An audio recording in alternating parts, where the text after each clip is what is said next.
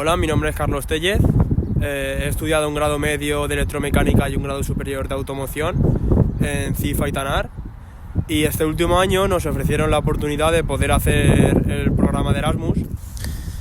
La idea de poder viajar solo, un pequeño viaje a otro país solo, ya que siempre he escuchado que es una gran experiencia, ya que ganan muchas cosas, no solo el idioma, que también aprendes también a estar solo, por decirlo así, a vivir tú solo.